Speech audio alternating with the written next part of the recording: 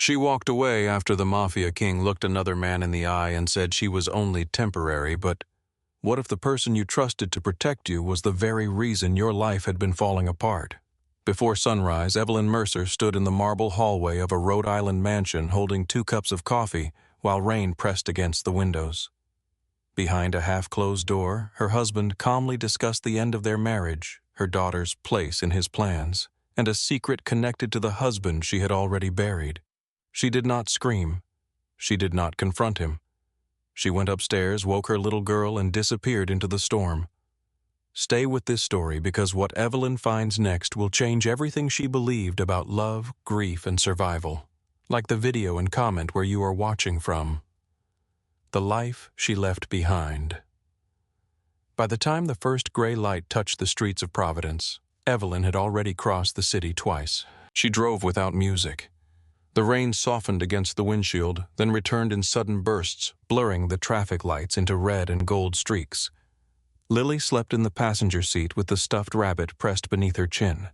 One small hand rested against the window, curled loosely as if she were holding on to something invisible. Evelyn kept both hands on the wheel. She had left the mansion with 2 suitcases, a paper envelope full of documents, and less certainty than she had felt in years. The roads were familiar, but everything beyond the glass seemed changed. Gas stations looked colder. Apartment windows looked farther away. Even the church steeples rising above the wet rooftops seemed to belong to another life. At a stoplight near Federal Hill, Lily stirred. "Are we almost there?" Evelyn looked over. Her daughter's hair was tangled from sleep. The rabbit's fabric ear was folded beneath her cheek. "Yes." "Where are we going?" Evelyn turned back toward the light. "To the bakery." Lily blinked. "Are we staying there for a little while?" Lily did not ask why they had left Dominic's house. That silence moved through Evelyn more sharply than any question could have. The light changed. She drove on. Mercer and Rye stood between a closed tailor shop and a narrow brick building with flower boxes beneath every window. The gold lettering on the front glass had faded. A paper sign inside still announced a winter menu that had ended months ago. The sidewalk was dark with rain, and a pile of damp leaves had gathered against the front step. Evelyn parked at the curb and sat there for a moment. 10 years earlier, she and Noah had stood on that same sidewalk with a borrowed ladder and a can of paint. Noah had insisted on painting the sign himself. Halfway through the first letter, he had lost his balance and dropped the brush onto his shirt. He had laughed so hard that a woman walking her dog stopped to stare. The memory arrived whole. Noah with blue paint across his chest. Noah smiling at her. Noah alive. Evelyn reached for the door handle before grief could close around her. The key resisted in the lock. She turned it harder. The bell above the door gave a weak metallic chime as they stepped inside.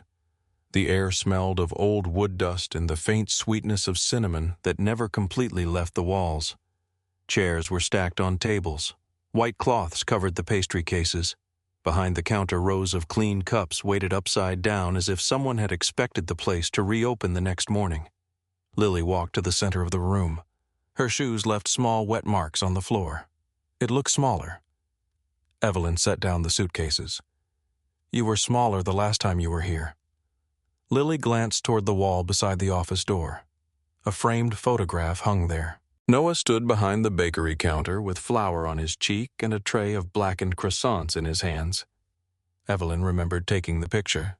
He had claimed he was experimenting. She had told him smoke was not a flavor. Lily looked at the photograph for a long time. "Can I sleep in the office? There's a couch upstairs. I want the office." Evelyn knew why. The photograph could be seen from the couch if the door stayed open. All right.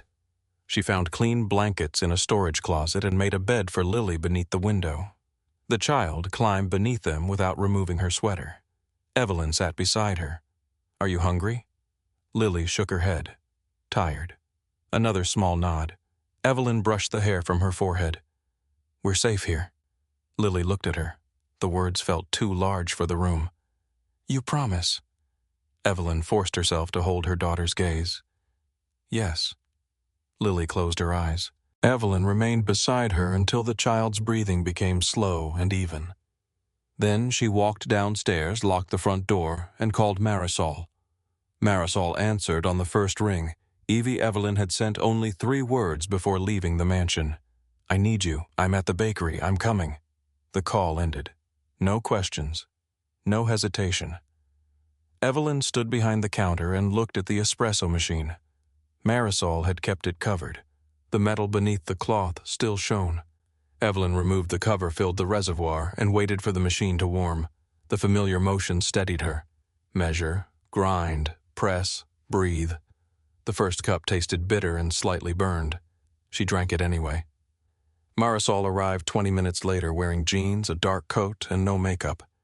Her hair had been pulled into a hurried knot. She locked her car before crossing the street, then checked both directions twice.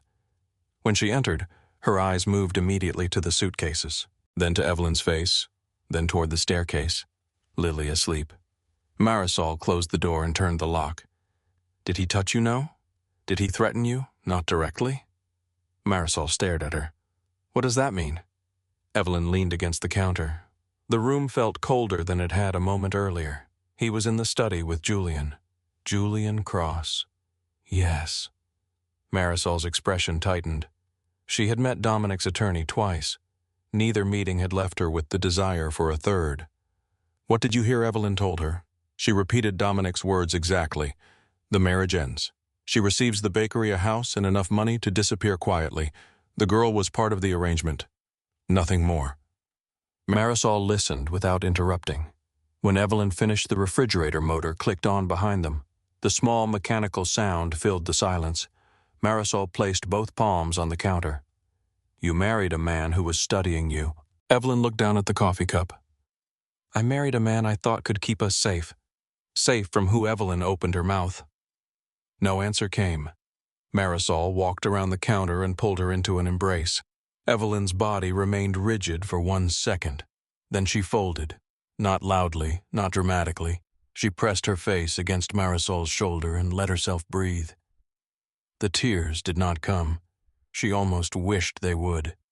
Marisol held her until the tension began to leave her hands. When they separated, Marisol looked toward the ceiling. "Does Lily know? No. She knows something." "I know. Did Dominic follow you? I don't think so." Marisol looked at the dark windows. Men like him do not need to follow people themselves. That sentence stayed with Evelyn. They spent the morning cleaning. Marisol opened windows despite the cold. Evelyn wiped dust from the tables. They carried boxes from the kitchen and checked expiration dates on every ingredient. Ordinary work gave shape to the hours. At 9, Lily came downstairs wrapped in a blanket. Marisol immediately smiled. "There she is." Lily crossed the room and hugged her. "Are we opening again?" Marisol looked at Evelyn. Evelyn looked around the bakery. The oven still worked. The accounts were nearly empty but not closed. The lease belonged to her. Dominic had offered to buy the building more than once. She had always refused. At the time, she had called it sentiment. Now it felt like instinct. "Yes," Evelyn said. "We're opening again." Lily smiled for the first time that morning. They started with bread. Flour lifted into the air as Evelyn poured it into the mixer. Lily stood on a wooden stool and measured sugar with grave concentration. Marisol repaired the chalkboard menu and called 2 former employees. By noon, the bakery smelled alive again. Warm butter, yeast, coffee, orange peel. The first customer was Mr. Bellini from the apartment above the tailor shop. He entered with a cane and a wet newspaper tucked beneath one arm. He stopped when he saw Evelyn. "Well," he said, "either I died in my sleep or somebody finally came to her senses." Evelyn smiled. "Good morning to you, too." He ordered coffee and a plain roll. Then he looked toward the staircase. "Little one with you?" "Yes." "And the husband?" Evelyn reached for a cup. "We're taking some space." Mr. Bellini studied her face. He had known Noah. He had attended the funeral. He had watched Dominic's black cars arrive outside the bakery after the wedding. "Space is useful," he said quietly. "Gives you room to see what was standing too close." He paid in cash and left a $5 bill in the tip jar. By early afternoon, word had spread. Customers came in slowly at first, then in groups. Some were old regulars. Some had heard that the bakery was reopening. Some came because people in neighborhoods like Federal Hill always knew when a woman returned home with suitcases. Most asked polite questions. Evelyn gave polite answers. She and Dominic were taking time apart. Lily wanted to be near her school. The bakery needed attention. Every explanation sounded reasonable. None of them sounded true. Near closing time, Evelyn noticed the black sedan. It was parked across the street beneath a bare tree. The engine was running. The windows were tinted. She could not see the driver. She watched it for several seconds before Marisol called her name from the kitchen. When Evelyn looked again, the car was gone. That night, after Lily fell asleep upstairs, Evelyn sat alone beneath Noah's photograph. She remembered the last morning of his life. He had been standing at the kitchen counter in their apartment wearing the blue shirt she liked. His coffee had gone cold beside him. He kept checking his phone. Evelyn had been packing Lily's lunch. "You have not heard a word I said." Noah looked up. "You said Lily needs poster board. I said the sink is leaking. Then we need poster board and a plumber." She had smiled despite herself. Then she noticed the dark circles beneath his eyes. "Are you in trouble?" Noah slipped the phone into his pocket. "I'm a local reporter. The worst thing chasing me is a city councilman with bad grammar. You have been sleeping 3 hours a night.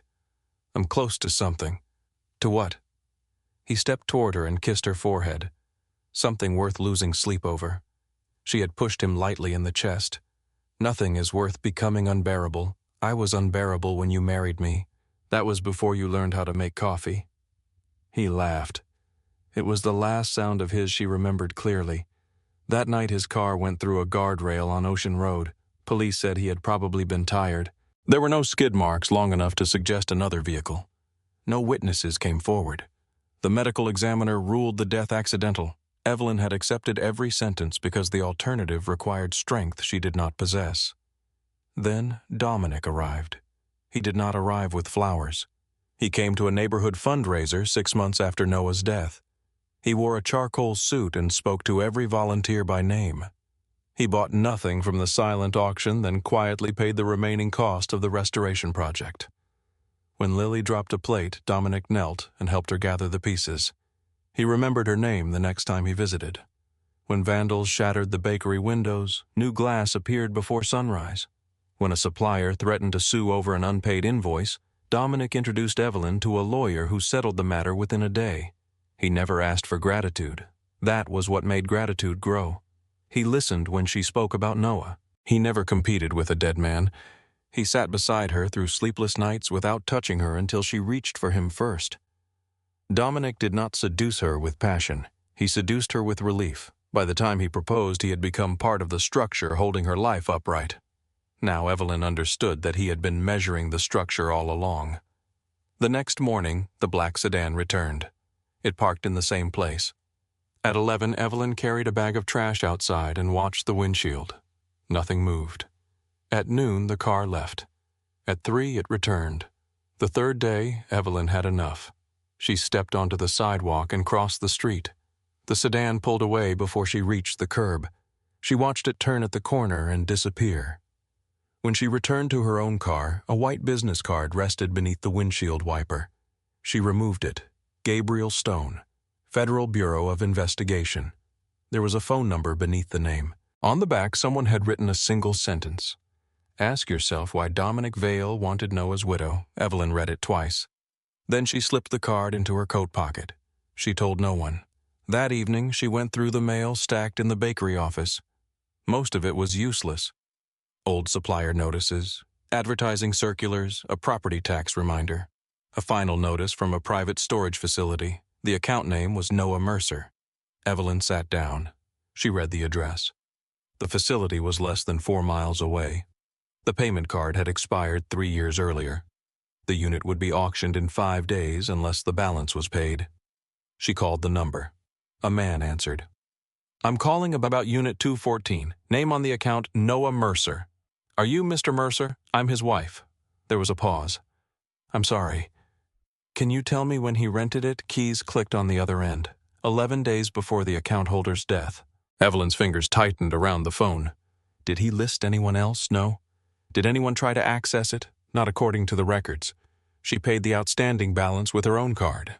The man said she could collect a new key in the morning if she brought identification and a copy of Noah's death certificate. After the call, Evelyn remained at the desk. Outside rain began tapping against the office window. Her phone lit up. Unknown number. She considered letting it ring, then she answered. Hello? Dominic's voice was calm. You left without saying goodbye. Evelyn stared at Noah's storage notice. You seemed busy planning my exit. Silence passed between them. Not surprise, calculation. Come home, Evelyn, that was never my home. You heard part of a conversation, I heard enough. No, you heard what fear wanted you to hear. She almost laughed. Was Lily temporary too?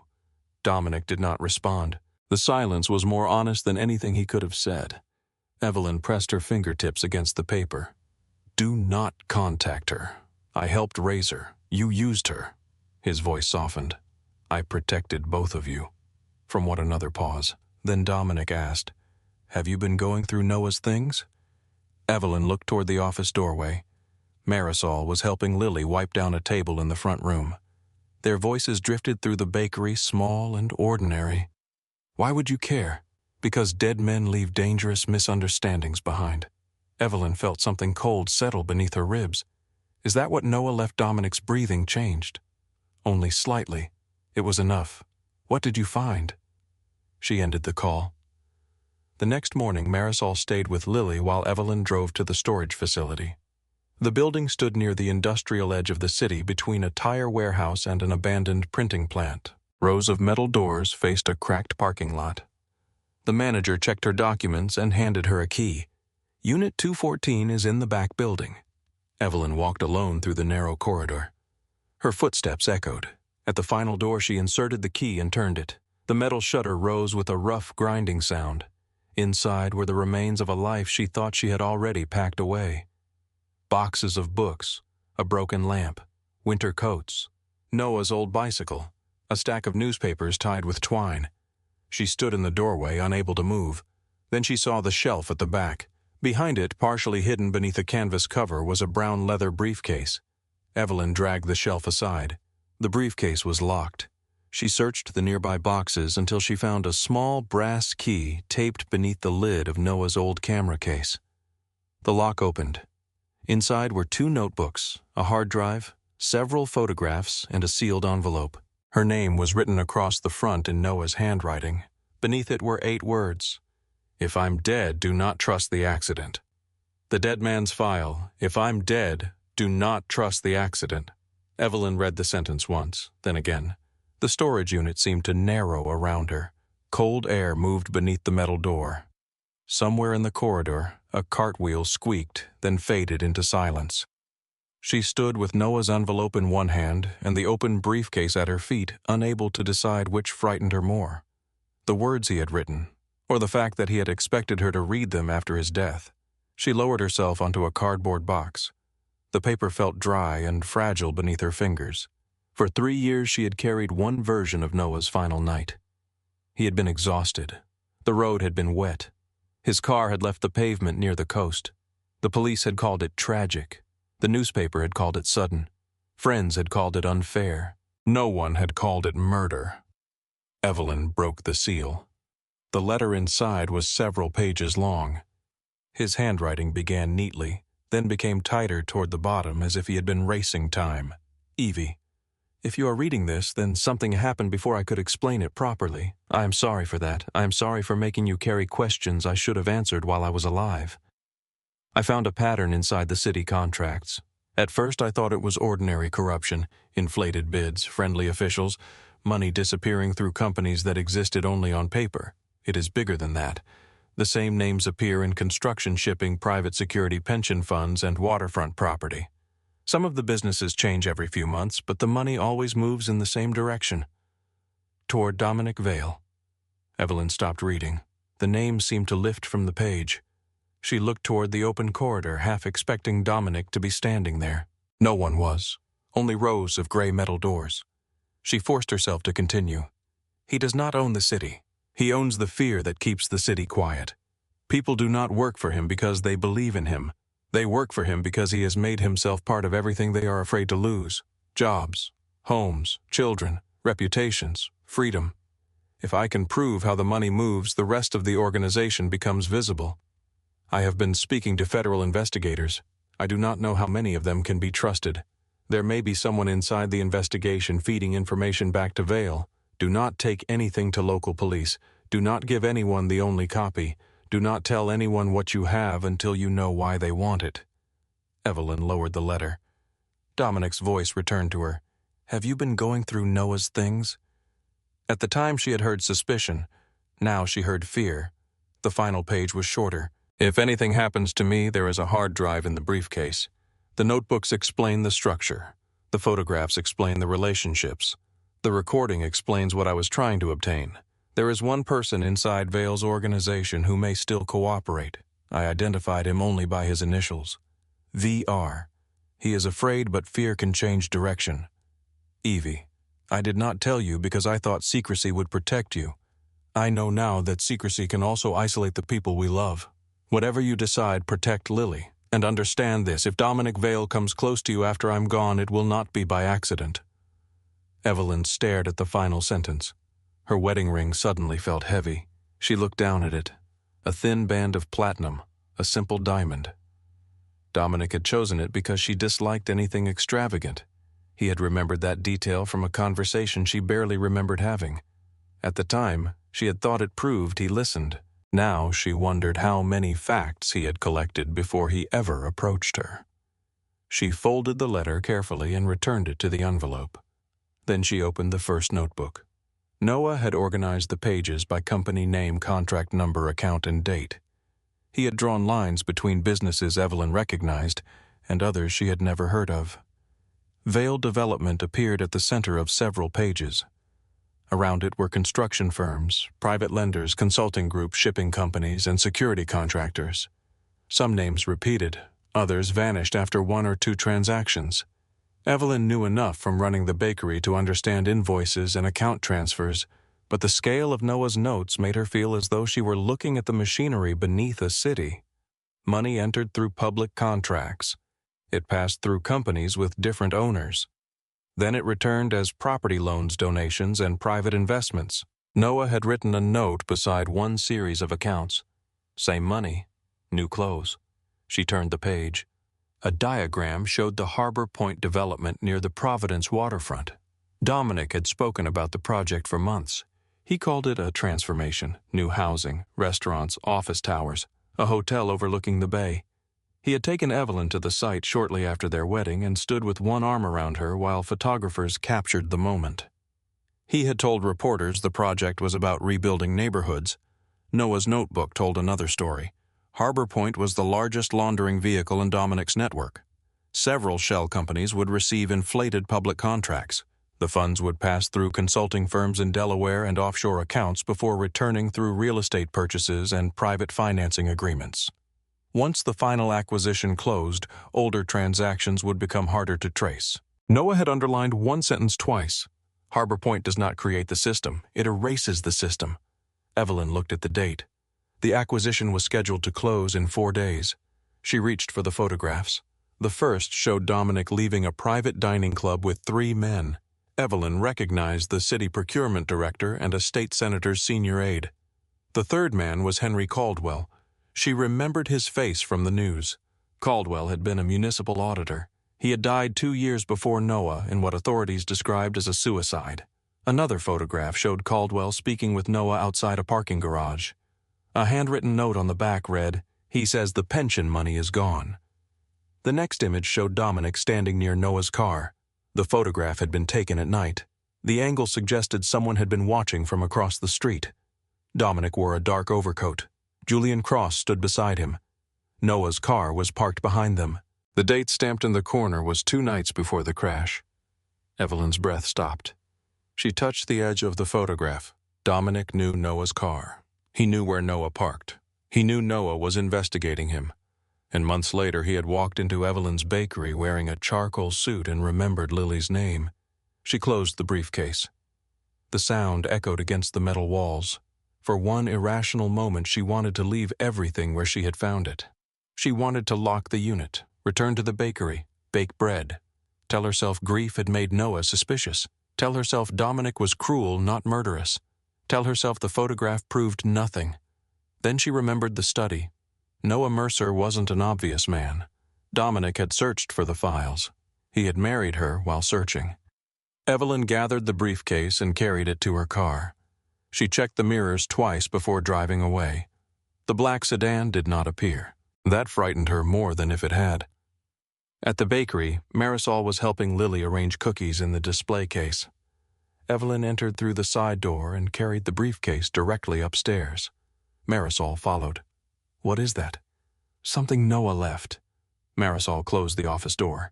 What kind of something? Evelyn placed the photograph of Dominic beside Noah's car on the desk. Marisol stared at it.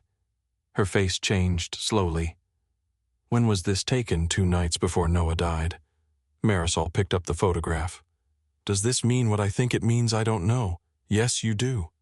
I know what it suggests." Marisol looked toward the staircase. "Does Dominic know you found this?" "He knows Noah left something. I don't think he knows what." "Then Lily cannot stay here." Evelyn looked at her. "Where would we go? Somewhere he does not expect. He expects me to run."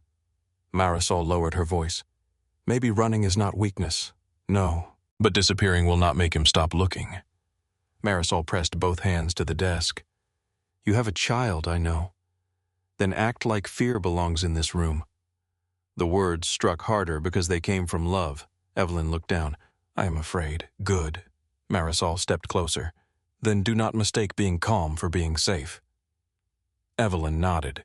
She told Marisol about Gabriel Stone, the business card, the message, the federal investigation mentioned in Noah's letter. Marisol listened with the same expression she wore when checking an oven she did not trust. "You are going to call him." "Yes." "You are not going alone." "I have to." "No." "If Dominic is watching the bakery, 2 people leaving together draws more attention." Marisol folded her arms. "And 1 woman walking into a trap draws less." Evelyn picked up the card. "Noah knew someone inside the investigation was compromised. I need to know what Gabriel knows before I bring anyone else into this." Marisol did not agree, but she understood. Evelyn called from a prepaid phone purchased at a convenience store. Gabriel answered after 1 ring. "You found the card. I found more than that." A pause. "Where are you? You tell me." Silence. Then Gabriel said, "Do not say anything else on the phone." They agreed to meet in the courtyard of St. Anne's Church shortly after noon. The church sat at the edge of Federal Hill, its brown stone darkened by recent rain. The courtyard was open to the street on 2 sides. People passed often enough to make violence difficult, but not often enough to make conversation impossible. Evelyn arrived early. She sat on a bench beneath a bare tree. Gabriel appeared 5 minutes later in a navy coat and plain black shoes. He looked younger than she expected, late 30s perhaps, dark hair, tired eyes, a face that did not invite trust but did not demand it either. He sat at the opposite end of the bench. "You came alone." "So did you." "No." Evelyn glanced toward the street. Gabriel said, "2 agents are watching the entrances." She stood. "I'm leaving. They do not know why you are here. You expect me to believe that? No. I expect you to verify everything I say." That made her pause. Gabriel remained seated. "Did Noah work with you?" "Yes." "For how long?" 8 weeks. "What was he investigating? Organized crime, public corruption, contract fraud, and money laundering connected to Dominic Vale." "Why was I never contacted after he died?" "We lost the source who connected the financial records to Vale personally. Without that witness, Noah's documents were incomplete. That does not answer my question." Gabriel looked toward the church doors. "The investigation was compromised. Noah wrote that. We believe someone inside federal law enforcement leaked information about his meeting schedule. Who, we do not know." "Then why should I trust you? You should not." The answer came too quickly to be rehearsed. Gabriel turned toward her. "You should assume I have an interest in what Noah left. You should assume I may not be able to protect you. You should also understand that Vale has spent years making people doubt every institution except him." Evelyn sat again. "Were you the agent Noah trusted?" "Yes." "You told him you could protect him?" Gabriel's jaw tightened. "Yes, you were wrong. Yes. No defense, no excuse." The honesty was not comforting, but it kept her from walking away. What happened the night he died? Gabriel looked down at his hands. Noah had arranged to meet a source inside Vale's finance operation. The source had access to clearing accounts used before the money was divided among shell companies. We plan to request emergency preservation orders the following morning, Thursday. Gabriel looked at her. How do you know that he left a recording? Gabriel's expression changed. He told us the source was afraid and might not appear. Noah insisted on meeting him alone. Why did you allow that we did not? But he went. Yes, and died Wednesday night. Gabriel nodded. Evelyn felt the courtyard tilt around her. A bell rang inside the church. One deep note, then another. Did you investigate Dominic? We investigated everyone connected to Noah's movements. Vale had an alibi. He was at a charity dinner in Boston. An alibi can be purchased, I know. Did you find another vehicle, no usable footage, no witnesses, no clear mechanical failure? Then why was the case closed? The local investigation was closed. Ours was not. You said you lost the source. We also lost access to Noah's evidence. His home office had been cleaned before we obtained a warrant. Cleaned by who, we could not prove it. Evelyn remembered Dominic arranging for boxes to be packed after Noah's funeral. He had not known her then, or claimed not to. She looked at Gabriel. Dominic searched Noah's office. Gabriel's eyes sharpened. What makes you say that? He asked me about Noah's files last night. Exactly what did he say? She repeated the conversation. Gabriel did not interrupt. When she finished, he stood. We need to move you and Lily. No, Mrs. Mercer. Do not call me that as if it gives you authority. Gabriel lowered his voice. Vale knows you are looking. That changes the risk. The risk changed when he married me. Gabriel studied her.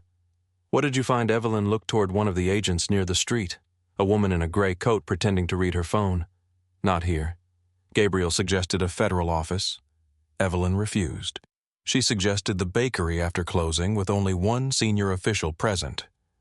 Gabriel agreed to bring Deputy Director Rebecca Sloan, a woman transferred from Washington after concerns about the regional investigation.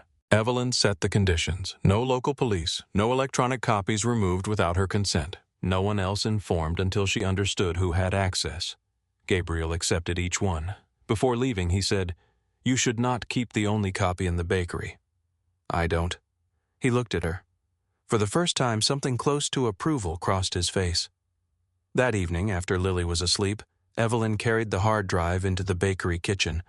She had purchased a new laptop with cash. The drive required a password. Noah had left no obvious instructions.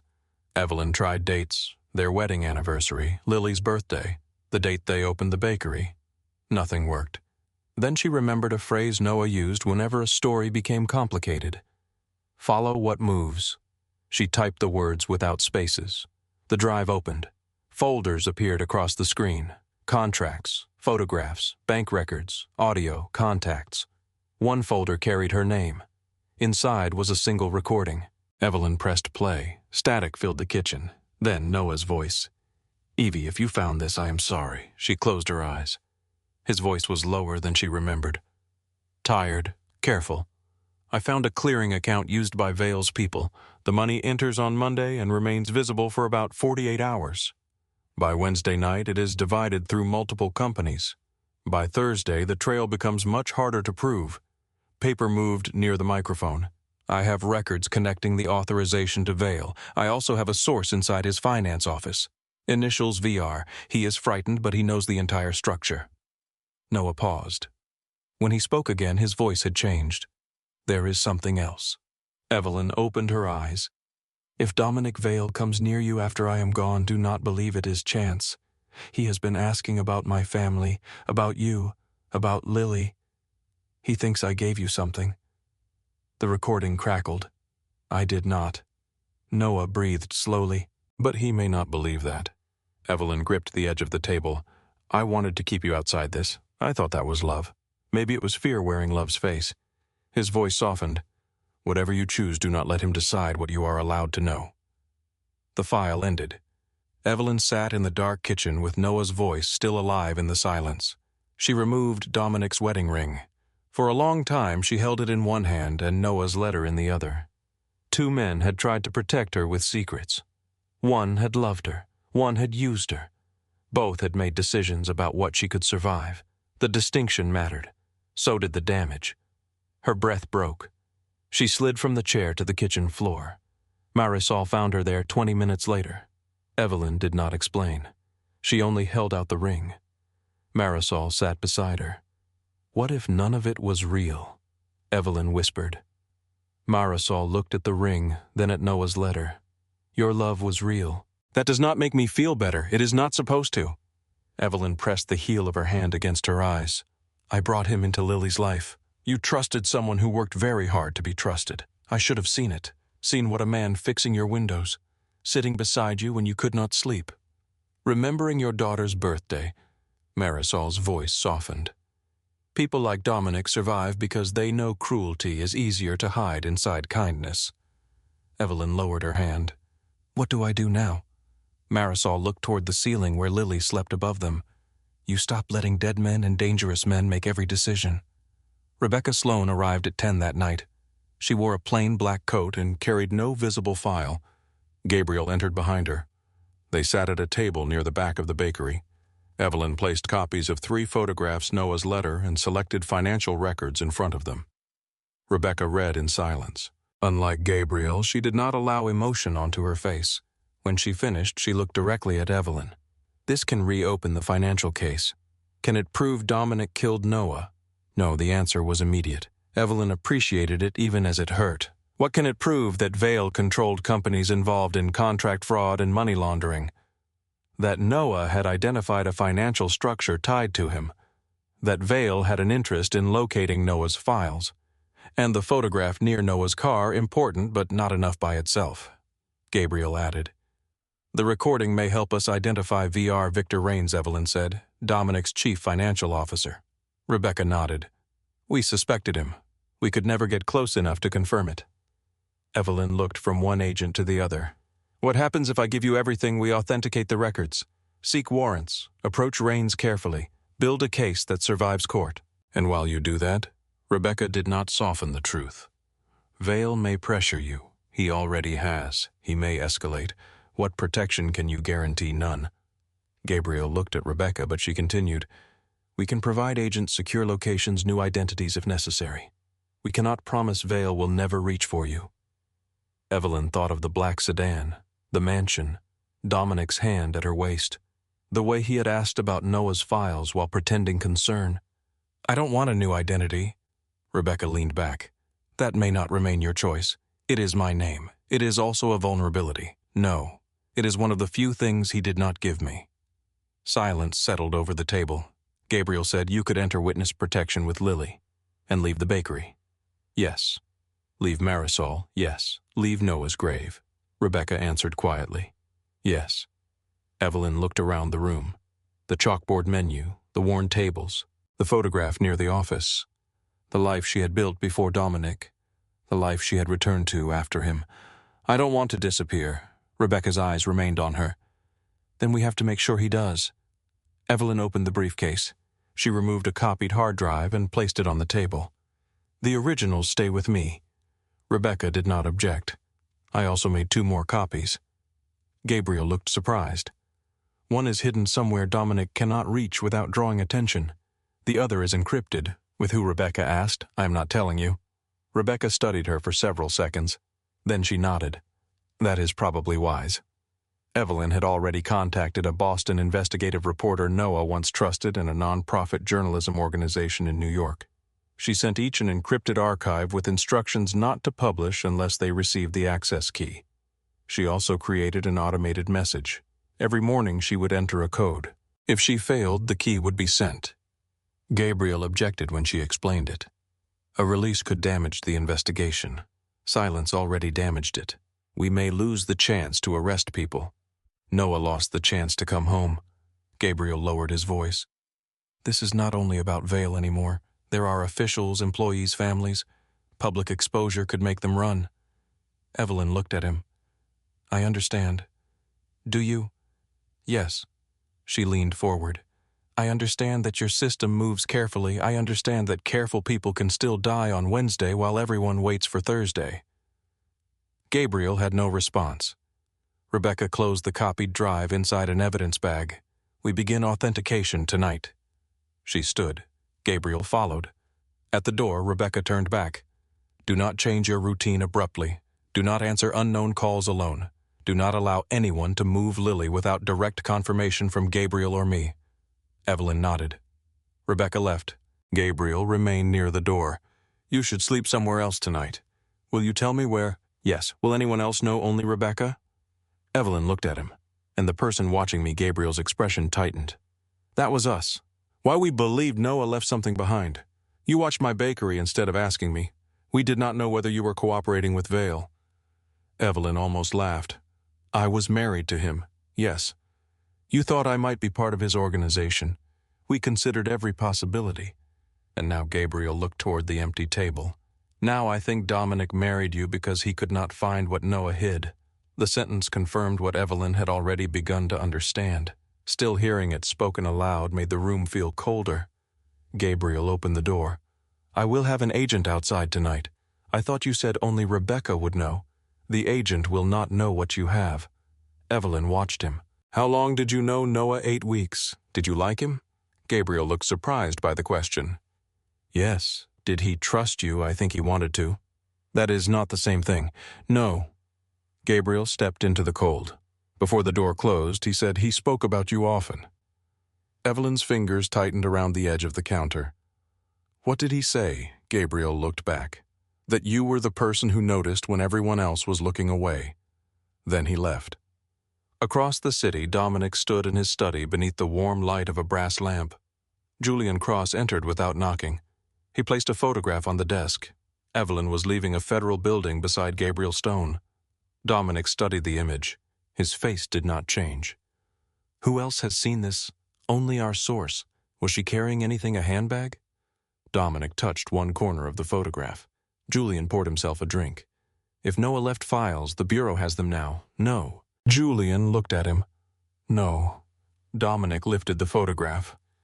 Evelyn does not trust institutions enough to surrender the only copy. You sound certain. I know how she thinks. Julian's mouth curved slightly. Do you? Dominic looked toward the dark windows. For the first time since Evelyn left, something moved beneath his composure. Not anger. Something more personal. She will believe she can control the risk. And can she, Dominic, set the photograph down? No. Julian waited. Dominic's gaze remained on Evelyn's face. Then he asked, Where is the girl with her mother? Dominic turned toward him. Find out who else is protecting them. The war of fear. The photograph remained on Dominic's desk long after Julian left the room. Evelyn's face had been captured in profile as she stepped from the federal building. Her expression was calm. Her hand rested near the strap of her bag. Gabriel Stone walked beside her close enough to suggest protection, but not intimacy. Dominic knew the difference. He also knew Evelyn, or he had believed he did. For 2 years he had watched her move through rooms full of politicians, investors, and men who mistook her quietness for submission. She listened more than she spoke. She noticed which wives drank too quickly, which officials avoided certain names, which men touched their phones when they lied. That had once pleased him. Now it made her dangerous. Dominic lifted the photograph. He had never intended for Evelyn to hear the conversation with Julian. He had never intended for her to leave before he could shape the explanation. The marriage had begun as strategy. That part was true. Noah Mercer had hidden something. Dominic needed access to the widow, the home, the memories, the objects no one else would think to search. Then Evelyn had become more difficult to define. She had filled the mansion with books Lily left open on staircases. She had refused to let his staff throw away bread at the end of the day. She had laughed at him the first time he tried to cook. She had made the house feel occupied. He had begun to forget why she entered it. That had been his mistake. Dominic set the photograph beside the lamp. On the desk, his phone vibrated. Julian's name appeared. Dominic answered. What our contact says, the Bureau has increased surveillance around the bakery. How many agents unknown? Then your contact is becoming less useful. Julian ignored the warning. The Harbor Point Board is asking questions about why the financing documents have not been released. They will be released. 2 banks requested additional verification this morning. Dominic looked toward the rain beyond the windows. Who spoke to them? We are checking. No. You are reacting. Julian fell silent. Dominic lowered his voice. Find out who spoke first. The banks are not afraid of paper. They are afraid of attention. And Evelyn Dominic's gaze returned to the photograph. I will speak to her. You already did. She was angry. She hung up on you. Dominic's mouth tightened. Send the agreement. Julian exhaled softly. You still think money will solve this? Money does not solve anything. It reveals what people are willing to call a solution. The following morning, Mercer and Rye opened at 7. Evelyn arrived before 6. Gabriel had moved Lily and Marisol to a secure apartment the previous night, but Evelyn refused to abandon the bakery. Closing it again would tell Dominic that fear had already changed her life. So she returned before sunrise. An agent sat in an unmarked car half a block away. Another posed as a customer near the front window. Evelyn recognized both of them. That did not make her feel safer. She unlocked the door, turned on the lights, and began mixing dough. The motions were familiar. Flour, water, salt, yeast. Her hands moved by memory while her mind returned to Noah's notebooks. Account numbers, shell companies, initials, dates. By 8, the first trays were cooling behind the counter. At 8:20, Julian Cross entered. He wore a dark overcoat and carried a leather folder. The bell sounded above him. Evelyn did not stop wiping the counter. We are not serving lawyers today. Julian looked around the bakery. Business appears slow. It was faster before men started watching the windows. His eyes moved briefly toward the customer seated near the front. He recognized the agent. Of course he did. Julian removed his gloves. May we speak privately? No, he placed the folder on the counter. This will not take long. Evelyn glanced at it. What is it, a way to end this without causing more damage? To whom Julian's expression remained pleasant. To everyone. Evelyn opened the folder. The agreement was several pages long. Full ownership of Mercer and Rye, a house on the Rhode Island coast, a trust for Lily, a generous financial settlement, a divorce with no challenge. The language was elegant. The intention was not. Evelyn turned to the final pages. Confidentiality, surrender of documents, no public statement, no contact with investigators. She closed the folder. Dominic prefers generous endings, Julian said. No, Dominic prefers quiet ones. Julian rested one hand on the counter. You are making decisions while emotional. I have never been more certain. You heard a private conversation and built a story around it. I found Noah's files. Julian's eyes changed, only for a moment. It was enough. Evelyn continued. That is what this is about. Julian lowered his voice. You should be careful with material you do not understand. Noah understood it. Noah was obsessed. Noah was right. Julian looked toward the federal agent again. Then he leaned closer. People around you may not share your appetite for consequences. The kitchen door opened. Marisol stepped out holding a wooden rolling pin. Gabriel had ordered her to remain at the secure apartment, but Marisol did not accept orders easily. Julian looked at the rolling pin. That is almost charming. Marisol rested it against her shoulder. Come behind the counter and find out. Evelyn placed the folder back in front of Julian. Tell Dominic I am not for sale. Julian did not touch the folder. You already were. The words landed hard. Marisol moved forward. Evelyn raised one hand. Julian smiled without warmth. Ask yourself who paid the bakery debts, who replaced the windows, who protected your suppliers, who made sure your daughter's school received its donations. Evelyn met his gaze. He did not buy my gratitude. He rented my trust. Julian's smile disappeared. He took the folder and put on his gloves. At the door, he stopped.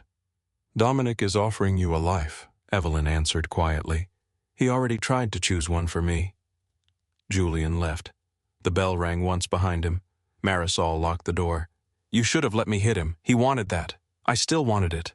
Evelyn looked toward the agent near the window. He came here to see how protected I am. Marisol's anger faded. You think he counted them? I think he counted everything. Gabriel arrived 10 minutes later. He examined the security footage and listened to Evelyn repeat the conversation. When she mentioned Julian's warning, his expression hardened. He was threatening people around you. He wanted me to hear it that way. That is still a threat. Can you arrest him? No. Then writing it down changes nothing.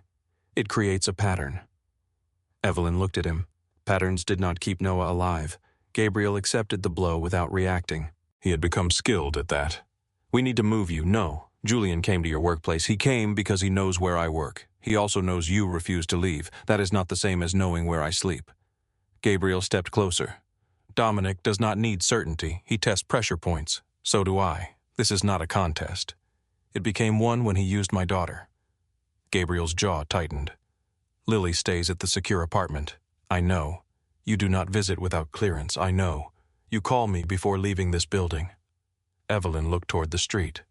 Do you speak to everyone like they are already in custody, only people who refuse to understand risk? She turned back. I understand it. No, you understand betrayal. Risk is what happens next. The words settled between them. Evelyn did not answer. That evening, Dominic called again. She was alone in the bakery office. Gabriel had instructed her not to answer unknown numbers without an agent present. She answered anyway. Did Julian deliver the agreement? Dominic asked. Yes, and I threw it away. You did not. Evelyn looked at the folder resting inside a clear evidence bag. No, I gave it to the FBI. Dominic was silent. She could almost picture him in the study, one hand in his pocket, the city spread below the windows. You enjoy provoking me, he said. I used to think you could not be provoked. You used to understand me. No, I understood the version you performed. Dominic breathed slowly. How is Lily? Do not say her name. I helped raise her. You used her. I cared for her. Was that before or after you searched Noah's things? His voice lowered. You are allowing grief to turn suspicion into certainty. Did you kill him? The question left her before fear could stop it. Silence. Then Dominic said, Be careful with questions that cannot help you. Evelyn pressed the record button on the second phone beside her. Where were you the night Noah died? At a dinner in Boston. Julian was there too? Yes, who was near Noah's car 2 nights earlier. Dominic did not respond. I have the photograph. Still nothing, Evelyn continued. You knew what he drove. You knew where he parked. You knew he was meeting someone. Evelyn. His voice had changed. It was no longer the voice of a husband trying to persuade his wife. It was the voice that made men stop speaking at dinner tables. You are standing inside something you do not understand. I understand enough. No. You understand paperwork. You do not understand the people behind it. Then explain them. I protected you from them. You were one of them. Another silence. When Dominic spoke again, his voice was softer. That is not the same thing. It is to Noah. The call ended. Evelyn remained seated with the phone in her hand. Gabriel entered less than a minute later. You answered him alone. Yes, I told you not to. I recorded it. That does not make it safe. She held out the phone. He avoided the question about Noah. Gabriel took the device. He also confirmed nothing. He warned me that may be useful. Maybe Gabriel stopped near the desk. You want him to confess because certainty would make your grief easier to carry. Her face tightened. Do not tell me what I want. I am telling you what he knows. And what is that you need an answer? Gabriel placed the phone down. He will use that. Evelyn looked away. For several seconds, neither of them spoke. Then Gabriel said, I am sorry. She turned back. For what? For saying it like an accusation. The apology was quiet. It did not erase the anger, but it changed the room. The next afternoon, a man in a dark suit entered the bakery. He was tall, clean-shaven, and carried himself with the careful confidence of someone accustomed to official spaces. Marisol stood behind the register. Evelyn was in the kitchen reviewing invoices. Lily had been allowed to visit for 2 hours under supervision because Rebecca believed the routine might calm her. The man displayed a federal identification card. Special Agent Daniel Hart. Gabriel Stone sent me. Marisol did not reach for the card. Sent you for what? To transfer Lily Mercer to another secure location. Lily sat near the window drawing on a paper bag. The man looked toward her. Marisol stepped between them. No one told us about a transfer. There was a security concern. What concern? I cannot discuss it here. The man knew Rebecca Sloane's name. He knew the make and model of Gabriel's car. He knew Lily's school schedule. He knew the address of the secure apartment. Marisol called Evelyn from the kitchen. Evelyn emerged, wiping flour from her hands. The man showed the identification again. Mrs. Mercer, we need to move your daughter immediately. Evelyn studied the badge. It looked real. That frightened her. Where is Gabriel coordinating the route? Call him. We cannot use personal phones during movement. Evelyn looked at Lily. The child had stopped drawing. She was watching them. Give me your badge number. The man recited it without hesitation. Evelyn nodded. Wait here. She entered the kitchen and called Gabriel from the secured phone. He answered. "There is an agent here named Daniel Hart." Silence. Then Gabriel said, "Take Lily into the back room." Evelyn's blood went cold. "You did not send him." "No. He knows the apartment address. Lock the doors. Do not confront him." Evelyn ended the call. She returned to the front. The man had moved closer to Lily. Not enough to appear threatening, enough to shorten the distance. Evelyn stepped between them. "Gabriel says you do not exist." The man's expression changed. The friendly concern disappeared. His eyes became still. He slowly raised his hands. Then someone made a mistake. Marisol reached beneath the counter and pressed the silent alarm.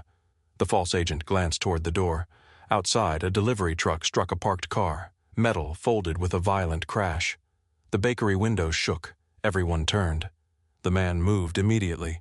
He shoved a chair into Marisol's path and ran through the side corridor. Evelyn grabbed Lily and pulled her behind the counter. The false agent forced open the service door and disappeared into the alley. By the time Gabriel's team reached the building, he was gone. Security footage captured only part of his face.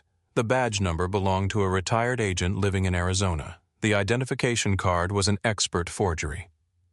Rebecca Sloan arrived within the hour. She stood in the bakery kitchen while technicians searched for listening devices. "The man knew protected information," she said.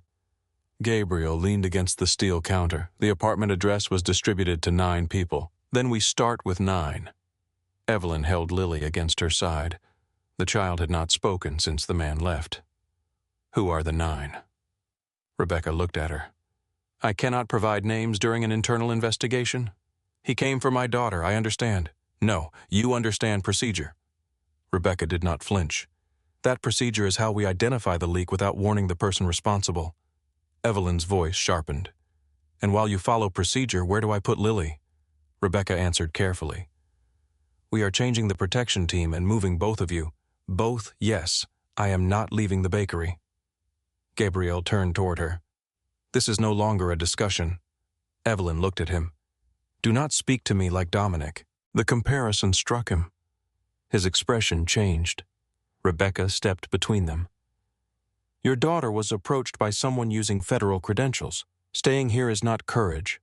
It is predictability." Evelyn looked toward the front room. Lily sat with Marisol beneath Noah's photograph.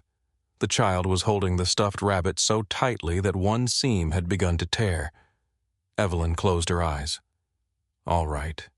The new safe location was a small apartment above a closed dental office in Cranston. The windows were covered. The furniture looked temporary. 2 agents occupied the unit across the hall. Lily refused to sleep alone. She lay beside Evelyn in the single bedroom while headlights passed across the ceiling. "Was that man going to take me to Dominic?" Lily asked. Evelyn felt every muscle in her body tighten. "I don't know. He said Mr. Stone sent him. He lied. Did Dominic tell him to lie?" Evelyn looked at her daughter. She wanted to protect her from the answer. Noah had tried to protect Evelyn with silence. Dominic had protected her with control. Both choices had left her unprepared. "I think Dominic may have sent him." Lily looked at the ceiling. "Did he ever love us?" Evelyn swallowed. "I don't know what he felt. He said he did." "I know." "Were we bad?" The question broke something inside her. Evelyn turned and pulled Lily close. "No, listen to me. Nothing he did happened because you were bad." Lily pressed her face against Evelyn's shoulder. "Then why? Because some people care more about control than they care about love." Lily remained quiet.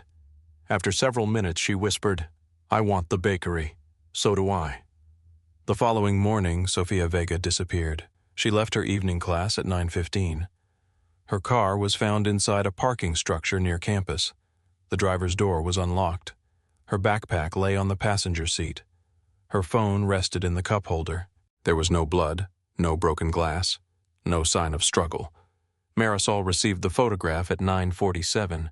Sofia sat in a metal chair inside a dark room. Her wrists were visible and not tied. Her face was pale. A man's hand rested on her shoulder. The message beneath the image contained 4 words: "Files for the girl, midnight." Marisol read the message once. Then she crossed the apartment and struck Evelyn across the face. The sound filled the room. Gabriel moved forward. Evelyn raised one hand. Marisol's breath came fast. This was supposed to be about you. Evelyn touched her cheek. You're right. Marisol stared at her. No, do not agree with me. I brought the files here. He brought this here. I made the choice, he made the threat. Marisol's anger collapsed. She covered her mouth with both hands. My baby. Evelyn stepped closer. Marisol pushed her away. Do not. Evelyn stopped. Gabriel took the phone. Rebecca ordered an emergency trace. The message had passed through several encrypted servers. The photograph revealed little. Metal wall, concrete floor, a shadow near the left edge.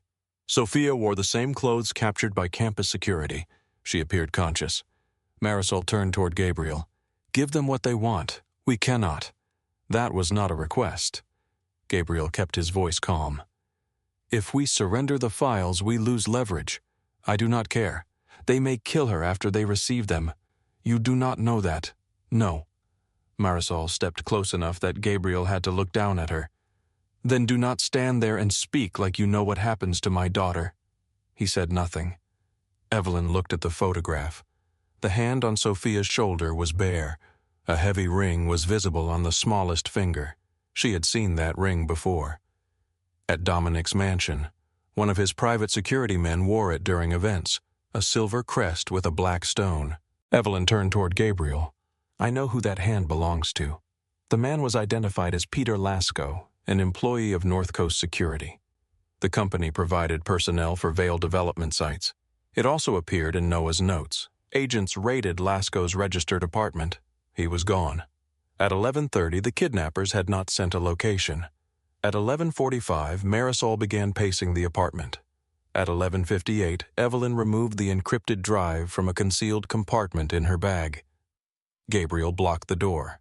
You are not going. They asked for the files. They did not provide an exchange point. They will. No. Evelyn looked at him. If it were Lily, would you stop me? Gabriel's eyes hardened. That is not fair. Neither is asking Marisol to wait while her daughter sits in that room. I know what Dominic is doing. Then stop him. We are trying. Trying is a word people use when someone else pays the price. Gabriel took a breath.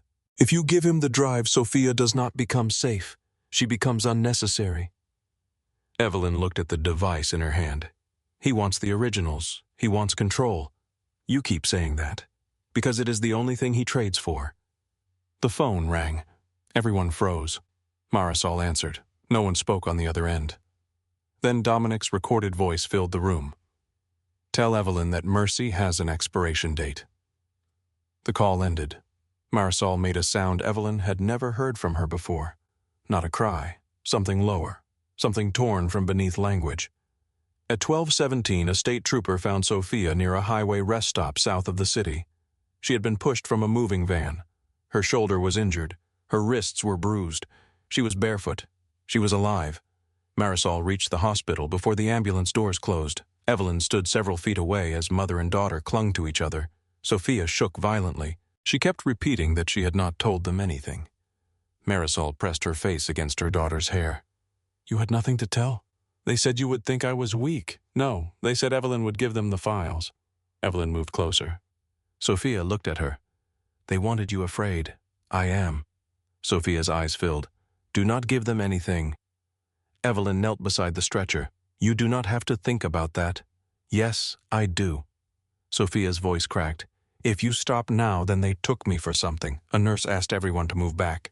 As Sophia was taken inside, she grabbed Gabriel's sleeve. There was water. What kind I could smell salt. Anything else diesel. And metal hitting metal. Gabriel looked at Rebecca. The commercial docks.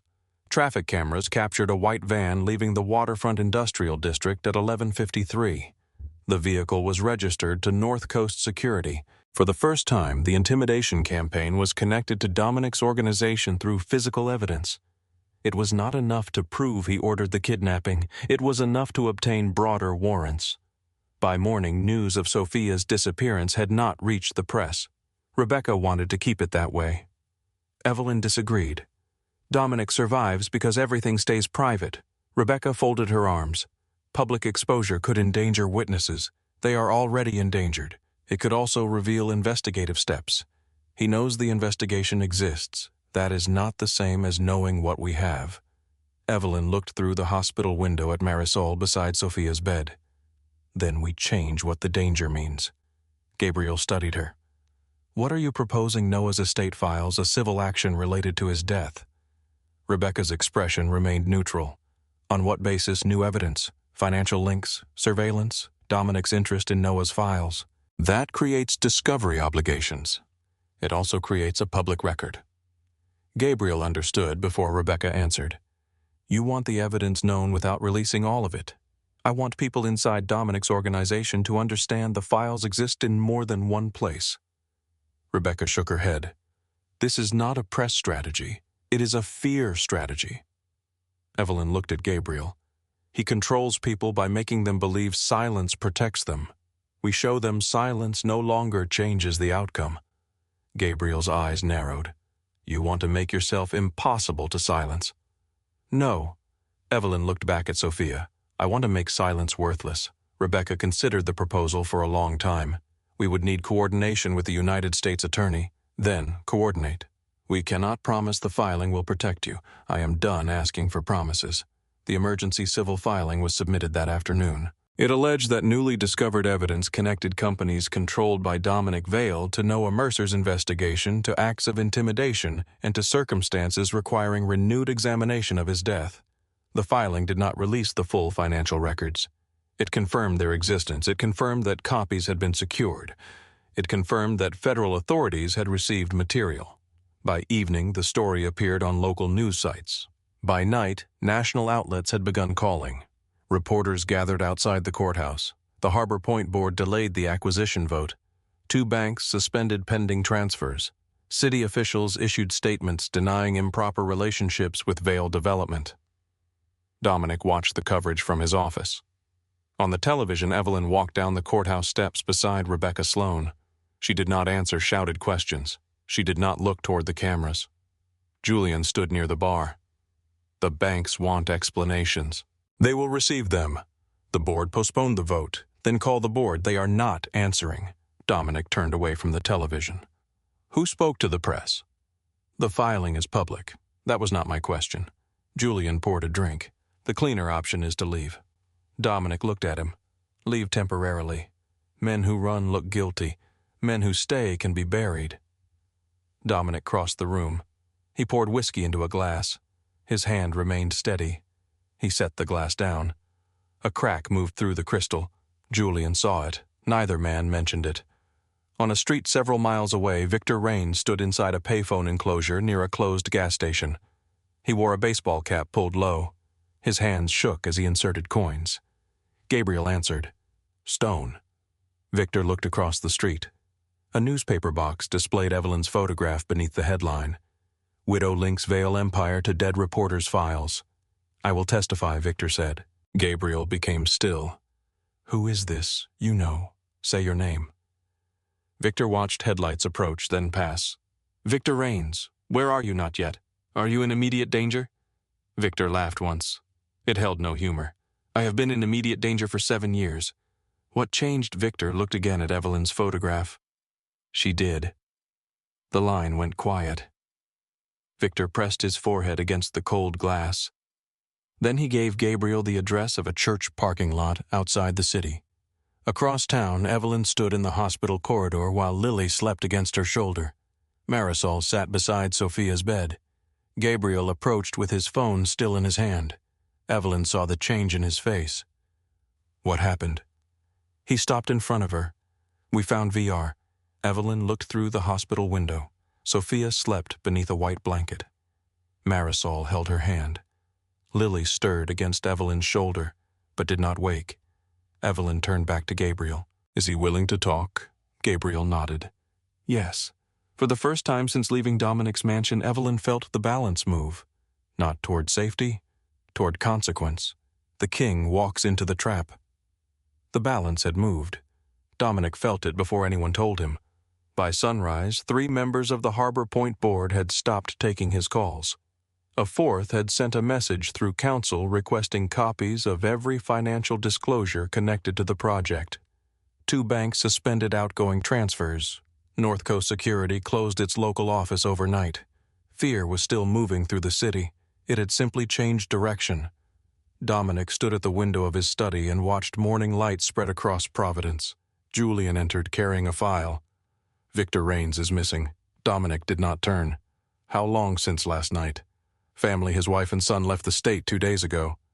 Dominic looked over his shoulder. You learned that this morning Julian placed the file on the desk. Victor hid it well. No, you looked poorly. Julian's face remained controlled.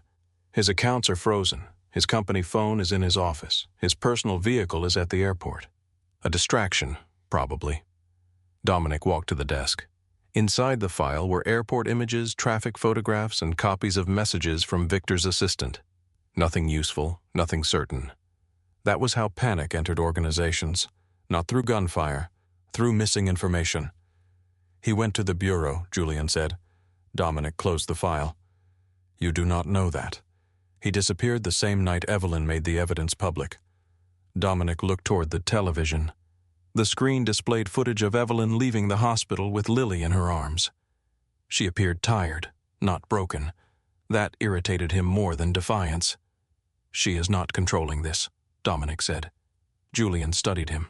No, she is being used, by the bureau, by grief. Julian poured water into a glass. Grief does not file civil actions. Dominic turned.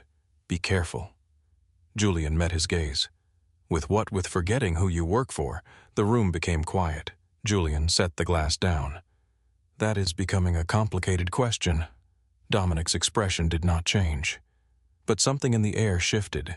Julian had spent 12 years standing close enough to Dominic Vale to understand the difference between anger and decision. Anger raised its voice.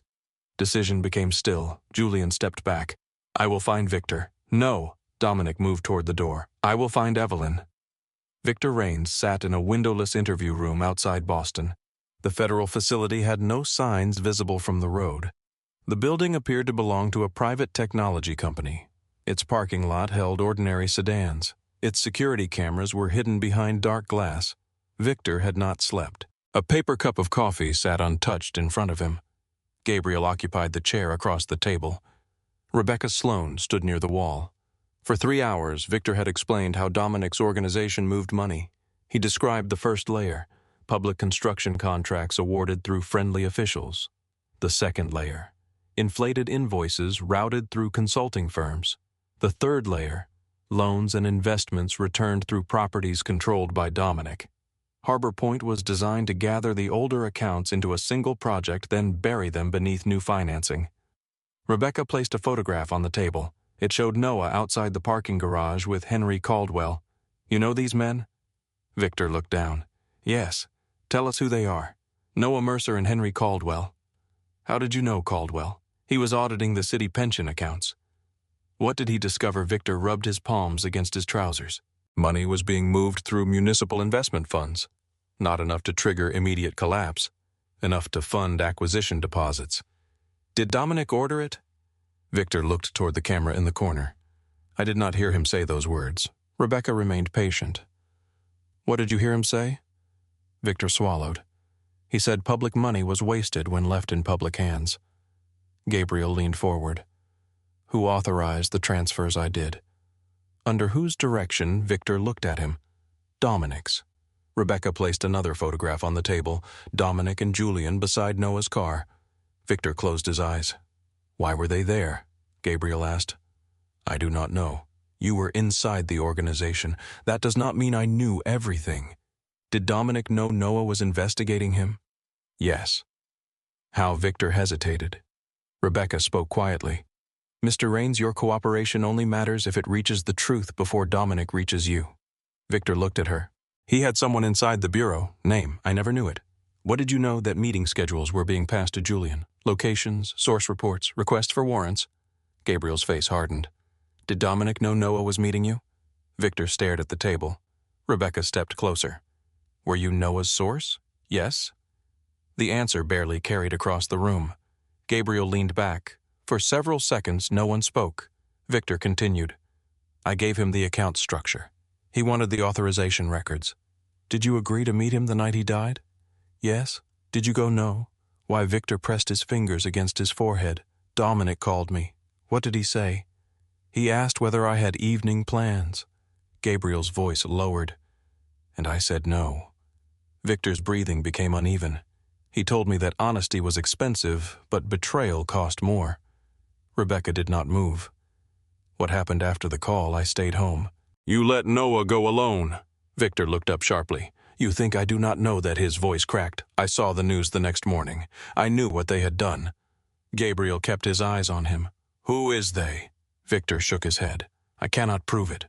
That was not the question. Victor looked at the photograph. Dominic never handles violence himself.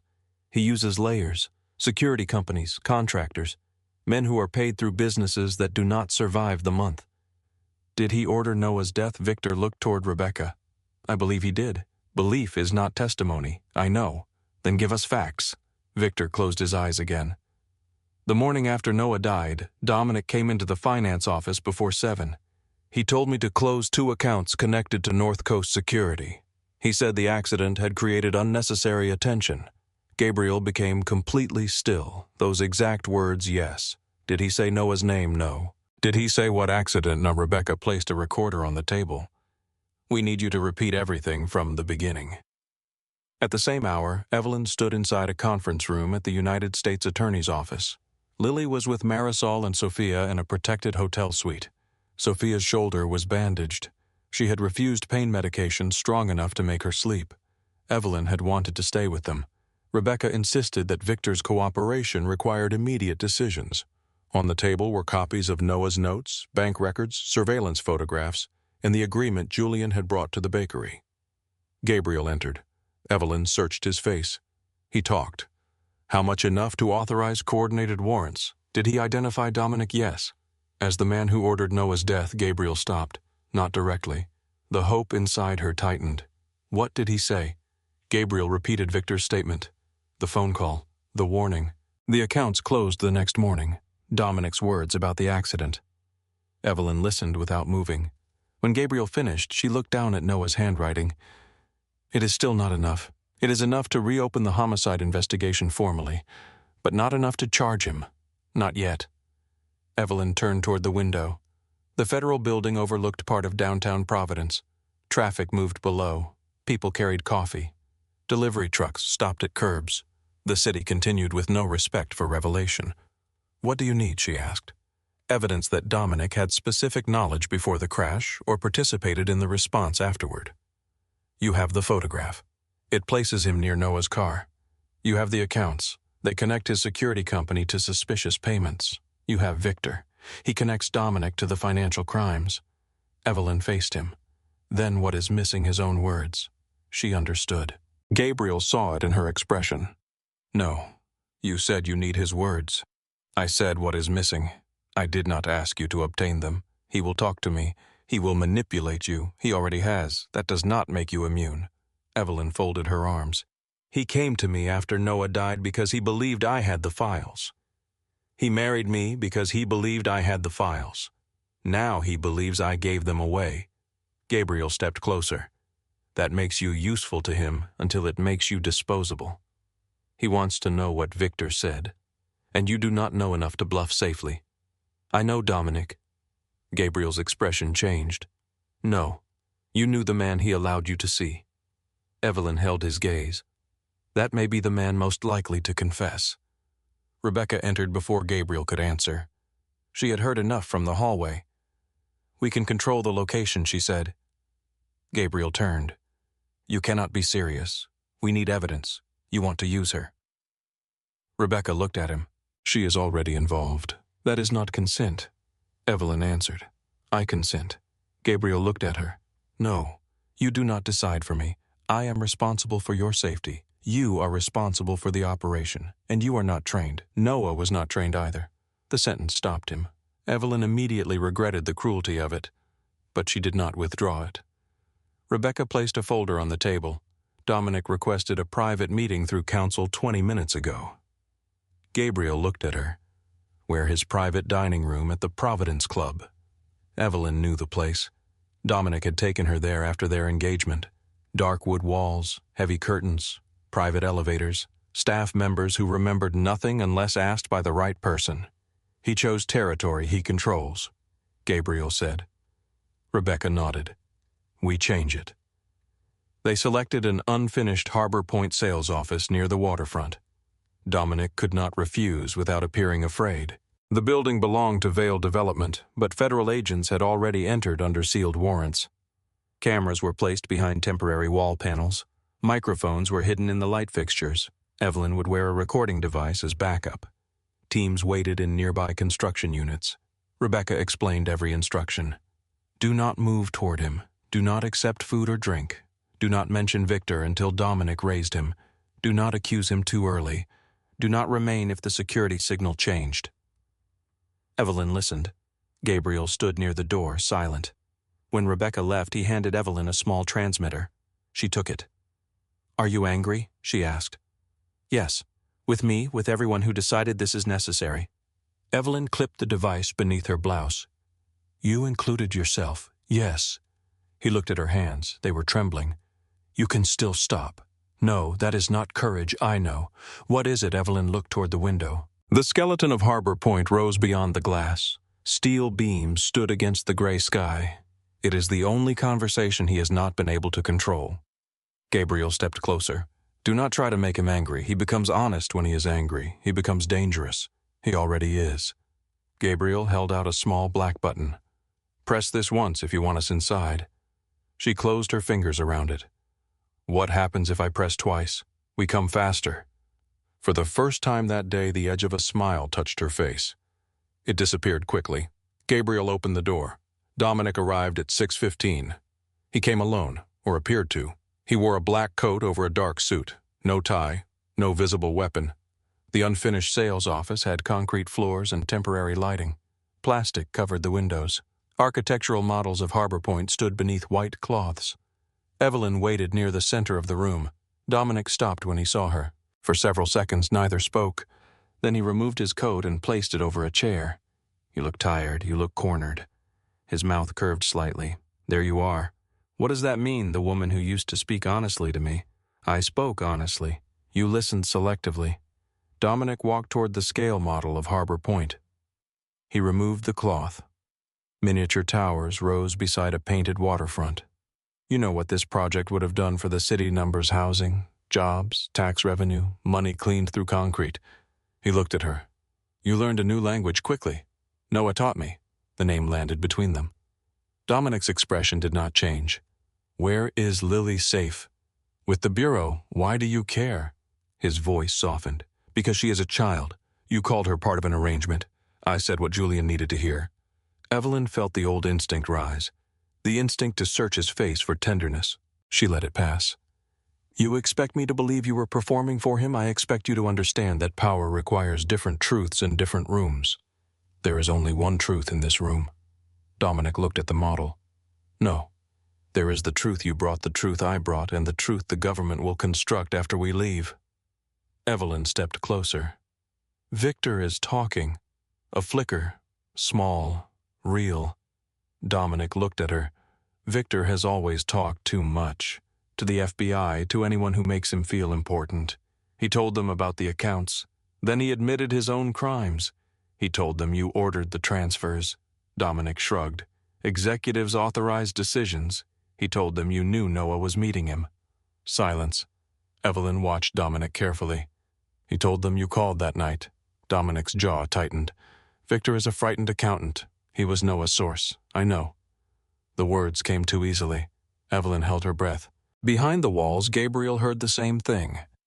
Rebecca raised one hand, signaling the team to remain still. Evelyn continued. How did you know Dominic looked at her? You just told me. No, I told you Victor spoke. You said he was Noah's source. Dominic's eyes narrowed. A mistake. Not enough. She moved closer to the truth. You knew before Noah died. Be careful. You were near his car. I was near many cars. You knew his meeting schedule. You are repeating federal theories. You closed accounts the morning after the crash. Dominic became still. Evelyn saw it. The place where control began to fracture. How did you know there had been a crash before the police released his name? Dominic's gaze hardened. I knew because Julian called me, when no answer. Before sunrise, he looked away. Before the car was found, stop. The word came quietly. Evelyn did not. Did Noah see you that night? Dominic turned toward her. Do not say his name as though you understood what he was doing. He was exposing you. He was going to destroy everyone around him. You mean you. I mean you. Dominic stepped closer. He had files in your home. He met men who were already marked. He drove toward the coast knowing he was being followed. Evelyn's pulse thundered. Gabriel leaned toward the monitor. Rebecca did not move.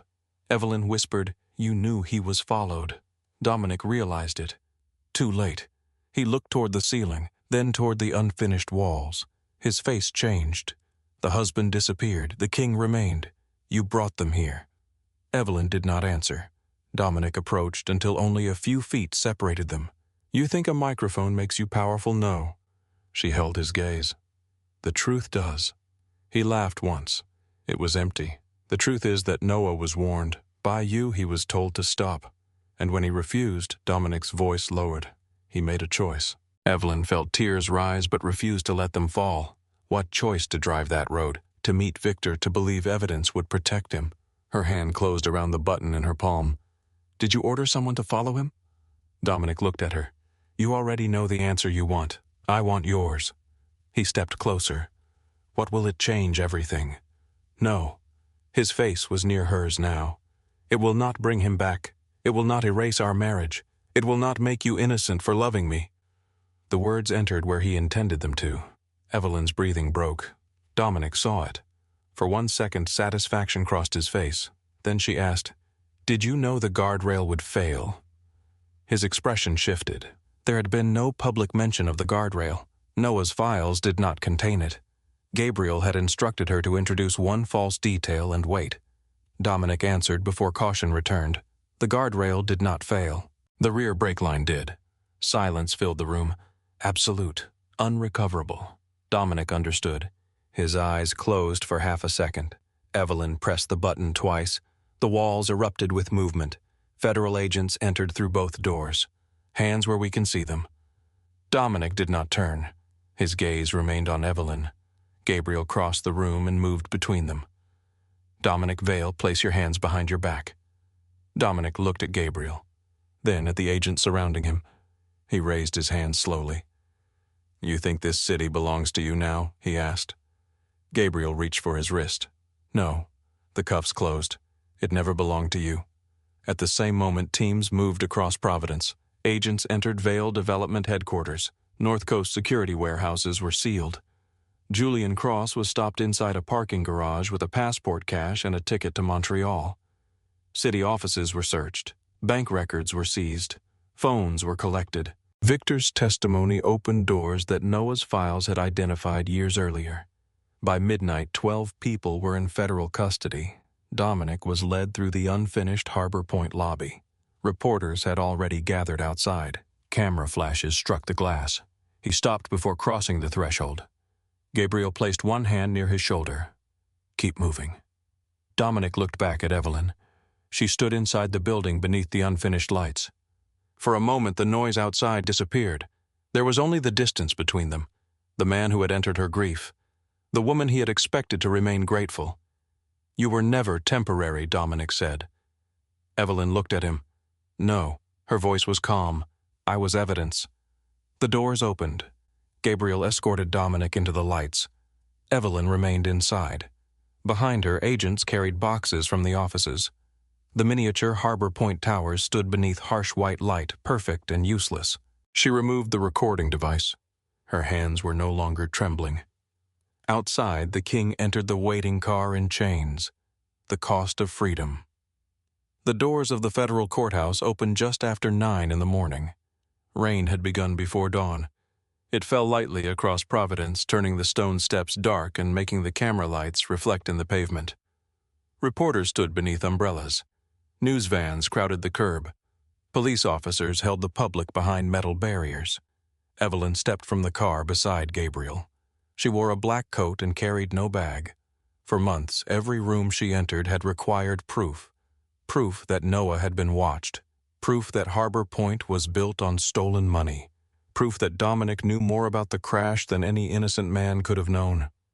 That morning, the proof waited inside the courthouse in boxes, recordings, sworn statements, and witnesses who had finally decided that silence was more dangerous than speaking. Gabriel paused near the bottom of the steps. "You do not have to look at him." Evelyn watched the courthouse doors. "I know. You do not have to answer every question. I know. You can ask for a break." She looked at him. "Do you say this to every witness? No, why me?" His expression remained serious. "Because you have spent months proving you can endure things. That does not mean you should have to endure all of them at once." Evelyn held his gaze for a moment. Then she climbed the steps. The courtroom was already full. Dominic sat beside 3 defense attorneys at a polished wooden table. He wore a dark suit. His hair was neatly combed. From a distance, he looked like the man who had once attended charity dinners and promised city officials that Harbor Point would change the skyline. Only the chain secured around his ankle revealed the truth of the room. Julian Cross sat at another table with separate counsel. Victor Raines waited in a guarded chamber nearby. The federal charges filled several pages. Racketeering, money laundering, wire fraud, bribery, obstruction of justice, witness intimidation, kidnapping conspiracy. Dominic also faced state charges related to Noah's death. The murder case remained separate. That distinction mattered to prosecutors. It mattered less to Evelyn. The trial began with numbers, years of payments, transfers between companies, public funds that entered one account and appeared days later under another name. Jurors listened as forensic accountants explained how Harbor Point had been used to conceal older crimes beneath new investment. Maps appeared on screens. Lines connected shell companies to properties lenders, consultants, and officials. At the center of each diagram stood Vale Development. Dominic rarely looked at the screens. He watched the witnesses. Some avoided his gaze. Some did not. Victor entered on the 7th day. He looked smaller than Evelyn remembered. His suit hung loosely from his shoulders. His hands shook when he swore to tell the truth. For nearly 6 hours, he described Dominic's empire. He named city officials who accepted payments. He identified the accounts used by North Coast Security. He explained how money had been moved after Noah's death. The defense attorney stood for cross-examination. "You committed these crimes yourself, did you not, Mr. Raines?" "Yes, you lied to investigators. Yes, you destroyed records. Yes. You are testifying because the government offered you a reduced sentence." Victor looked toward the jury. "I am testifying because a man died after trusting me." The attorney walked closer. "That was not my question. It was my answer." Evelyn watched Dominic. His expression remained calm. Only his right hand moved. One finger tapped the table. Once, then again. The same movement he used at home when a conversation refused to obey him. The government played Evelyn's recording on the 10th day. Dominic's voice filled the courtroom. The guardrail did not fail. The rear brake line did. No one moved. The jurors listened again. Then a mechanic testified. Noah's car had been destroyed after the accident, but photographs from the original inspection remained archived. The rear brake line showed damage inconsistent with ordinary wear. The first investigation had missed it, or had chosen not to examine it closely. The defense argued that Dominic had learned the detail from private reports. Prosecutors showed that no such report had been sent to him. A former North Coast security employee testified under immunity. He admitted that Peter Lasco had been ordered to follow Noah on the night of the crash. The order came through Julian. Payment came from an account controlled by Victor. The witness claimed he never heard Dominic personally order Noah's death. The chain remained imperfect, but it no longer looked accidental. Evelyn testified on the 12th day. She walked to the witness stand without looking at Dominic. The prosecutor began with Noah, his work, his death, the storage unit, the letter. Then she asked about Dominic. "How did you meet the defendant?" "At a fundraiser." "What happened after that?" "He began helping me." "How he paid debts connected to the bakery. He replaced broken windows. He introduced me to people who solve problems." "Did you ask him to do those things?" "No." "Did you believe his interest was personal?" "Yes." "Did you marry him?" "Yes." "Did you later discover evidence that he had been searching for materials left by your first husband?" "Yes."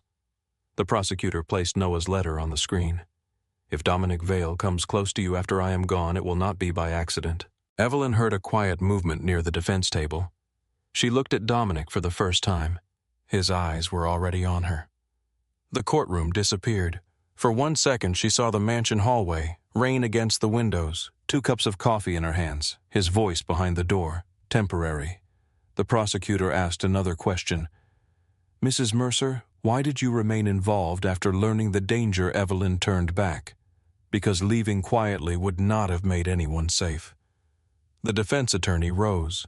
He asked about grief, trauma, her anger after the marriage ended.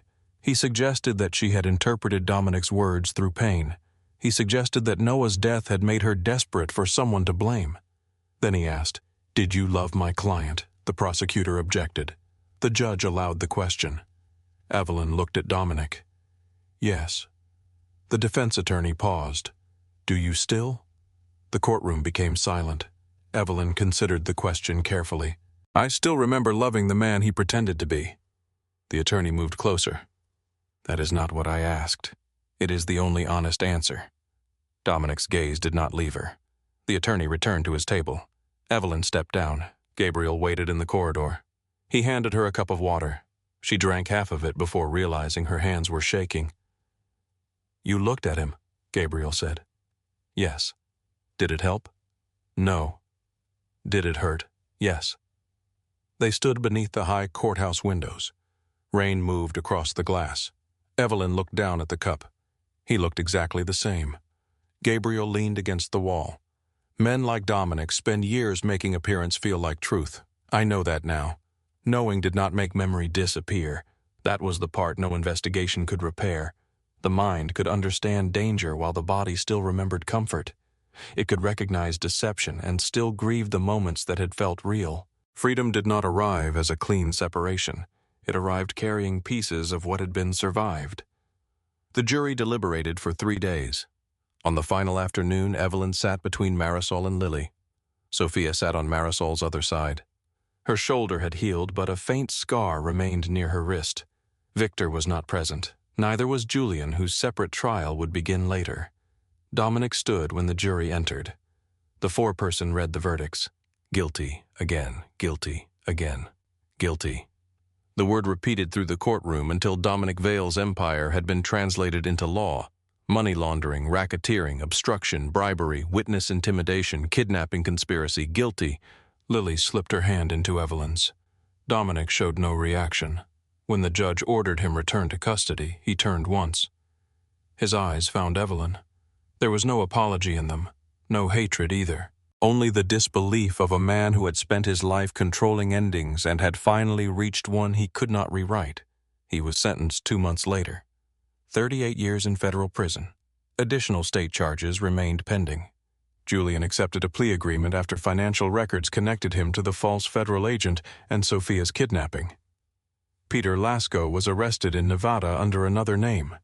He agreed to cooperate after learning that Dominic had been convicted. His statement gave investigators the final pieces of Noah's case. Lasco admitted that he had followed Noah from the planned meeting location.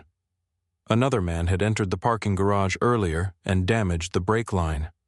The intent, Lasco claimed, had been to frighten Noah and recover the files.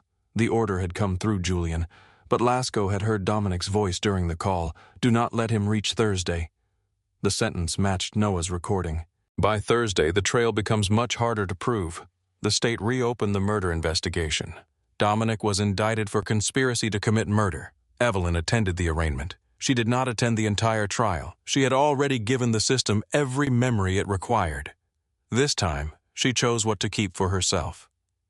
The murder conviction came 11 months after the federal verdict. Life without the possibility of parole. Outside the courthouse, reporters called her name. Evelyn stopped once. She faced the microphones. Noah was not careless, she said. He was not reckless. He was doing his job. He found the truth, and powerful people believed killing him would erase it. She looked directly into the nearest camera. They were wrong. Then she left. Mercer and Rye reopened fully the following spring. The first morning, customers lined the sidewalk before sunrise. Mr. Bellini arrived with his cane and complained that the coffee had become too expensive. Marisol told him the price had not changed in 4 years. He called that evidence of poor business judgment and ordered 2 cups. Sophia returned to college. She changed her major from business to criminal justice. Marisol pretended to dislike the decision. Then she bought every textbook before Sophia could apply for assistance. Lily began seeing a therapist twice a week. At first, she spoke very little. She drew houses with no windows, then houses with locked doors. Months later, she drew the bakery. The front windows were wide, people stood inside. No dark car waited across the street. One evening, Evelyn found her seated beneath Noah's photograph after closing. Lily was older now in ways no child should have been. She looked at the picture. "Do you think Dad knew we would be okay?" Evelyn sat beside her. "I think he hoped." "Did Dominic ever love us?" The question had changed over time. It no longer sounded like a child blaming herself. It sounded like someone trying to understand the shape of a wound. Evelyn answered honestly, "I think he felt something he called love. That is not the same, no. What is the difference?" Evelyn looked around the bakery. Love had become a dangerous word in Dominic's hands. She wanted to return it to something simpler. Love does not require you to become smaller so another person can feel powerful. Lily considered that. Then she leaned against Evelyn's shoulder. They sat together until the lights from the street moved across the floor. The Harbor Point project was seized and reorganized under court supervision. Several buildings were completed through a public development trust. A portion of recovered funds returned to the pension system. Another portion supported witness protection local journalism grants and victims of organized crime. One of those grants carried Noah Mercer's name. Evelyn attended the first award ceremony. She stood in the back while a young reporter accepted funding for an investigation into housing corruption. No speeches were required from her. She was grateful for that. Afterward, Gabriel found her outside the auditorium. He no longer wore his federal identification where she could see it. The investigation had ended months earlier. Still, he kept a respectful distance. "How is the bakery?" he asked. "Busy." "That sounds terrible. It is exhausting." "Better," she smiled. "Yes." They walked toward the parking lot. Summer rain had left the air warm and clean. Gabriel placed his hands in his pockets. "I am transferring to Washington." Evelyn looked at him. "When next month?" "Why, the internal corruption case is expanding." The federal leak had finally been identified. A senior analyst had passed investigative requests to Julian for nearly 5 years. Several cases were being reviewed. Noah's death had opened more doors than anyone expected. Evelyn stopped beside her car. "Are you glad to leave to know who betrayed the investigation?" Gabriel looked across the empty lot. "I thought I would be, and it gives the failure a name. It does not change the failure." Evelyn understood. Some answers closed doors, others only revealed the rooms behind them. Gabriel looked at her. "I wanted to say goodbye before I left. You are leaving next month. I like to prepare." That sounds unlike the man who put me inside a room with Dominic Vale. I objected to that. Not successfully. No. She opened the car door. Gabriel hesitated. Then he said, "I would like to see you when this is no longer part of the conversation." Evelyn looked at him. "What is this, the case? Dominic, Noah, the Bureau?" She considered the request. There had been a time when she believed safety meant someone stronger entering her life. Now she knew safety could also mean being allowed to choose the pace. "Coffee," she said. Gabriel nodded. "At the bakery, no." That surprised him. Evelyn smiled slightly. "Somewhere neither of us is working." 3 weeks later, they met at a small cafe near Narragansett Bay. They spoke about ordinary things. Bad coffee, Lily's school, Gabriel's inability to cook anything without setting off an alarm. No promises were made. No wounds were mistaken for destiny. When they left, he did not reach for her hand. Evelyn appreciated that. She reached for his. The moment was small. That was why it felt honest. A year after Dominic's conviction, Evelyn returned to the mansion for the final time. The property had been seized. Most of the furniture was gone. Dust covered the marble hallway. She walked past the study where she had overheard the sentence that ended her marriage. The door stood open. Inside, the shelves were empty. A pale rectangle marked the place where Dominic's favorite painting had once hung. Evelyn entered. She did not hear his voice. She did not hear Julian. She heard only wind moving against the windows. For so long she had imagined that room as the place where her life had broken. Standing there again, she understood that it was only the place where the lie had become audible. Her life had not ended behind that door. It had returned to her. She removed the final object from her coat pocket. Dominic's wedding ring. The government had returned it after the trial. She placed it on the desk. Not with anger, not with ceremony. Then she walked out. That evening the bakery closed early. Marisol brought dinner. Sophia arrived with books beneath one arm. Lily placed candles on a chocolate cake even though it was no one's birthday. Gabriel came late and carried flowers he claimed had been selected by a woman at the shop because he had no judgment. Mr. Bellini appeared without invitation. No one asked him to leave. They sat around two pushed tables beneath Noah's photograph. The room filled with voices, laughter, arguments about music, complaints about the coffee. Life in all its ordinary disorder. Evelyn stood near the counter and watched them. She once believed survival would feel like victory. It did not. It felt like bread rising before dawn, a daughter sleeping without fear, a friend laughing after believing she never would again. A door that could remain unlocked while people were still inside. Freedom had not erased what happened. It had given Evelyn the right to decide what happened after. Dominic's empire disappeared. Evelyn remained.